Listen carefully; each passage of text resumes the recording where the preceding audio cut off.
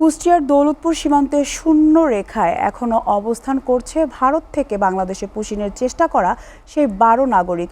গত শুক্রবার ভোরে 12 জনকে পুশিনের চেষ্টা করে ভারতীয় সীমান্তরক্ষী বাহিনী বিএসএফ।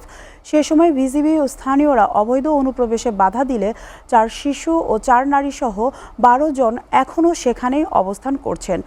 এ বিষয়ে বিস্তারিত জানাতে কুষ্টিয়া থেকে সরাসরি যুক্ত হচ্ছি সহকর্মী সোহাগ মাহমুদ খানের সাথে।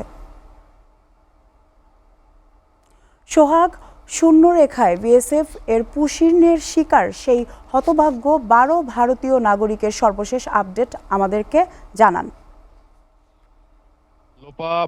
কুষ্টিয়ার দৌলতপুর সীমান্তে গত শুক্রবার ভোর 5টার দিকে কিন্তু ভারতীয় সীমান্তরক্ষী বাহিনী বিএসএফ কর্তৃক 4 শিশু 4 নারী সহ মোট 12 জনকে বাংলাদেশে অবৈধ পুশিং এর চেষ্টা করে।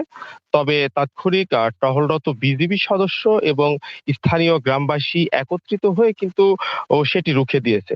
এখন পর্যন্ত কিন্তু সেই 12 নাগরিক অর্থাৎ শূন্য রেখার মধ্যে কিন্তু অবস্থান করছে। তারা সেখানেই রয়েছেন এবং এখন পর্যন্ত আসলে তারা কোথায় যাবেন সেই বিষয়ে কিন্তু কোনো নিশ্চিত করে কিছু বলা যাচ্ছে না।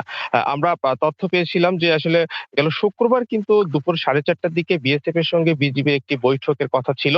তবে সেদিন কিন্তু তারা বিএসএফ বিজিবির সঙ্গে কোনো পতাকা বৈঠকে বসেনি। পরবর্তীতে গতকাল একটি বৈঠক অনুষ্ঠিত হয়েছে। আমরা কথা বলেছিলাম এখানকার সহকারী পরিচালক বিজিবি ৪৭ বিজিবির নুরুল হুদার সঙ্গে।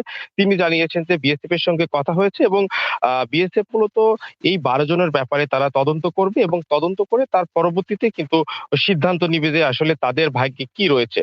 অর্থাৎ বাংলাদেশে তারা প্রবেশ করবে নাকি ইন্ডিয়াতে তারা ফেরত যাবে। তবে এখন পর্যন্ত কিন্তু আসলে বিএসএফ এর কোনো কার্যক্রম আমরা তেমনটা চোখে পড়েনি।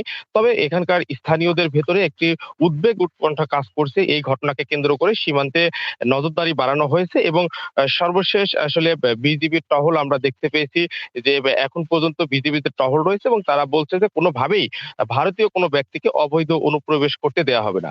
তো কুষ্টিয়া থেকে সর্বশেষ ছিল আমার কাছে। সোহাগ, আপনাকে ধন্যবাদ।